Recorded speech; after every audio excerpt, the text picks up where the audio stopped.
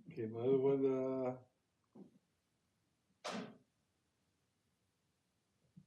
oh, you brought up that one on Fifth Street. You wasn't here that day. Okay. You had the meeting there, and I went, and there was something I was listening to, that you had said you already had, people there across the guards, everything on Fifth Street in Los Angeles, Sure. right? Sure. I don't, They've never been there. okay. Why? The last person that was taking care of that curve was a,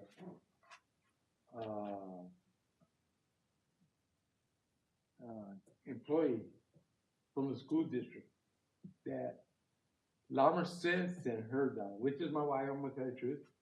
And she had to watch for 5 years. Cause those kids, they're there, we had to get them off the corners and everything. And right now, it's just like, since there's no stop sign at this street, they're crossing anyway. So I just wanna, so I did see that, and I was like, whoa, I'll get wrong for this one. That was not my, so I think just a reminder, I think if I remember correctly on this one, the recommendations was not to approve the stop signs. This came to the traffic commission last year. Traffic commission approved. You happened to miss that meeting. But if I remember, there was a request by the traffic commission to come back and report in 6 months to kind of an assessment if whether or not, so let us kind of double check. I mean, I think we're coming up on those 6 months to see, and we can definitely bring it back to the commission for further conversation. Sounds good. Yeah. Okay, next one was my number 3 was here we go back to Wilcox. I think I spoke to the sergeant about that. That people are still making left turn with the right turn corner, only turn there. Coming out with that. I know which intersection you're talking about, where they made it to not make a left turn, only a right turn on Wilcox. I do see a lot of people still making left turns. Okay, I go that street, because I work in Murray Park. I go down the street, 7 o'clock in the morning, every morning, I can tell which car makes a turn there. I'm ready to ask the guy for coffee. He's drinking his coffee in the turn. And people are, when you come for Sheer High School, going down towards the freeway, they're flying down the street. One day they're gonna get in a bad accident. There's a way we could just have a patrol out there again. I remember one time they did that. And I forgot what officer was there. And she gave citations there. She saw them, they did it. And one was that she was getting one, the guy still made another one come right behind her. And I just want to go back to that intersection and look at it again, please. Because I'm worried about those kids. Myself getting run over in a big truck in my little car, So I will provide you, Chair, and Commissioners, with an update on that. So this item was presented in front of Traffic and Safety Commission for just right turn only because it was so dangerous. But our Public Works Engineering staff is working on the final design of a traffic signal at that intersection, which will theoretically, cure all these concerns and all these issues. And so at some point in time before the end of this fiscal year, which would be June sometime, we would come back with a recommendation to City Council to fund the actual construction of the traffic signal. At that block, at the corner? Exactly, yes. Yes, sir. Okay. Yeah, it's been an ongoing concern for years, but yeah, and then in the meanwhile, I mean, it takes time for us to kind of develop these projects, assign them and build them, and find the funding. But our chief is here, Sergeant Morgan, who's who's in charge of our traffic. I'm sure they took a notes, and then it's something that we can look at as far as additional enforcement while we figure out a long-term solution. All right, thank you. Okay, Commissioner Hernandez? Thank you. Well, first and foremost, I always want to say, come from a place of gratitude to all the employees that continue working on these projects during such a large construction time. And also, I'm speaking on behalf of the residents during this time. Something that residents have expressed concern is the northbound left turn lane striping right at Greenwood and West Olympic Boulevard. It's poorly visible, especially at night and when it rains. And here's what I'm going to say. For unfamiliar drivers, they often fail to recognize the turn only lane, and then they proceed straight. And because I drive through there too, sometimes it increases the confusion and collision risk. And I would like to compare that also to the striping at North Maple Avenue and West Beverly. The comparison is that on Maple and West Beverly, the lanes are very clear and they do meet the standards. And a recommendation for our city is, if possible, to evaluate and restripe the Greenwood Avenue and West Olympic Boulevard intersection to improve really visibility and safety for our residents.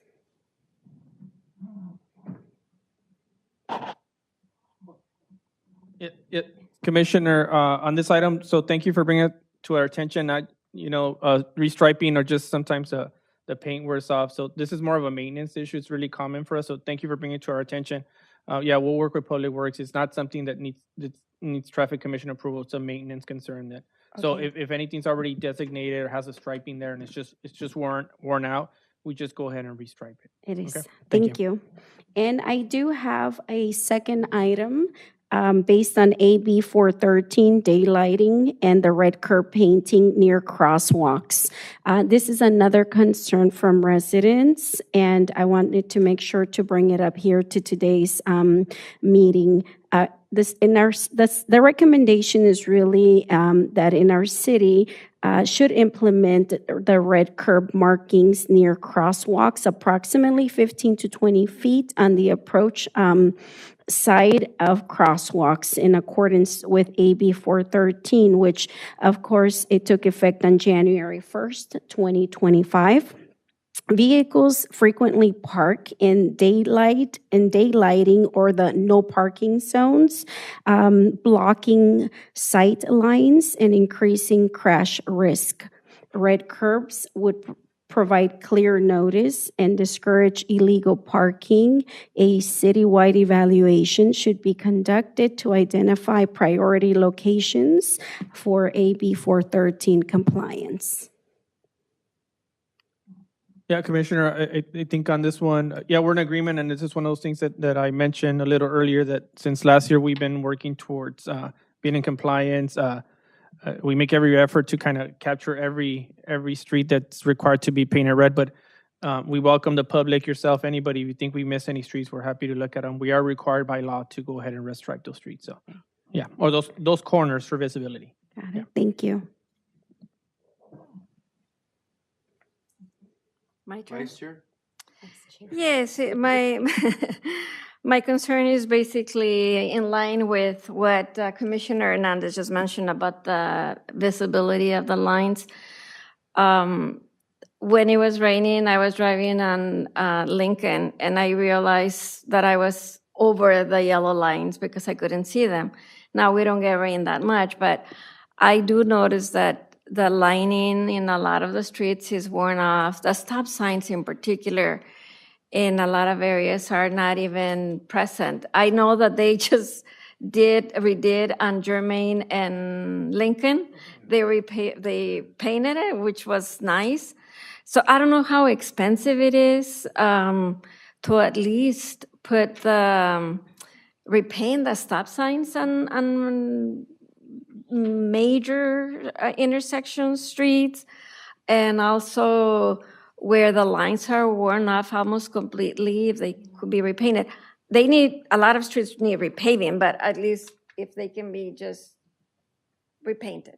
I don't know that that's possible financially, that it will be something that is an easy fix. And I think drivers will pay a little more attention to stop signs, possibly, where they are. You are correct. My recommendation is important. We always need the help of residents or yourself, Commissioner. Let us know, right? It's just like anything else. I wish I can tell you we had unlimited staff and hours where they would be able to capture every single intersection, and sometimes things, fall through the cracks. So if you bring it to our attention to residents, you don't even need to, as far as coming to traffic commission, you can also contact our public works, our staff. let us know, bring it to our attention. And again, it's a maintenance issue. It's a work order that we create, and we just process it as they come in. What's funny is that they repainted the stop sign, but the crosswalk that is worn off wasn't touched, so. Okay. We'll look at it. Yeah, thank you. Thank you. That was it. Now, lastly, many residents, actually a group of residents came to us and the home cameras show vehicles being dropped off around 2 a.m. After several days, police are notified and the vehicles are often confirmed stolen, raising concerns among Montebello residents. Implementing preferential permitted parking on South Pickering Way is suggested. And I just wanted to see how we can take those steps. Yeah, so preferential parking districts, that's actually not handled by the traffic commission per se. It's handled through our planning process, our planning department.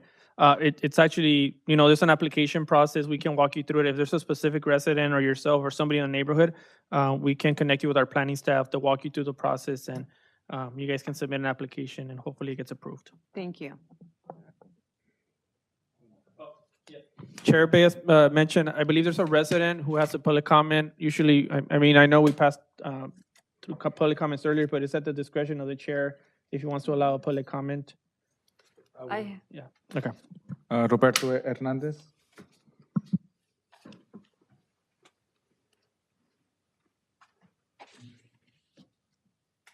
Good time? Go ahead. Okay, 3 minutes, sir, thank you. yes, good evening, Traffic and Safety Commission. My name is Roberto Hernandez, and I apologize for arriving late. I do realize that the comments were earlier, but thank you for allowing me to speak. I'm here to speak on behalf of the, and what you have been mentioning quite often tonight is the AB 413. I'm here to say that, quite frankly, the City of Montebello is out of compliance with respect to the daylighting of all curbs in the City of Montebello.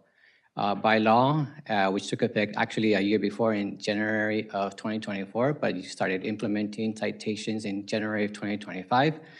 I can tell you that there's still many curbs that have not yet been painted red on the approaching side of those curbs. And it applies to all curbs, regardless of whether there's a parking spot that's being, or 2 or 4 that's going to be taken away. Big deal. I mean, people will have to find parking. But are we going to say to the residents, sorry, for this accident that occurred, because we're going to lose a parking spot, instead of following the law that says all curbs approaching site need to be painted red for the 15 to 20 feet, according to the law. So I do hear that in some of the recommendations that in which there was a street sign denied, yet it was approved for a red curve approval. So that's good. I thank you for that. But as far as being in compliance with the law, City of Montebello, and I would venture to say that probably many other cities, I don't have that as evidence, but that they're out of compliance. So me being a resident here of this city, I request that the city take it upon itself through the request, the process that has to happen, that all curbs be painted red according to the law. Thank you. Yes, sir, for letting us know.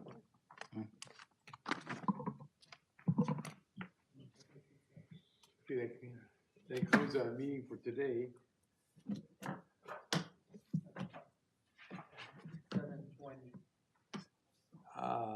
At 7:20, meeting has been adjourned.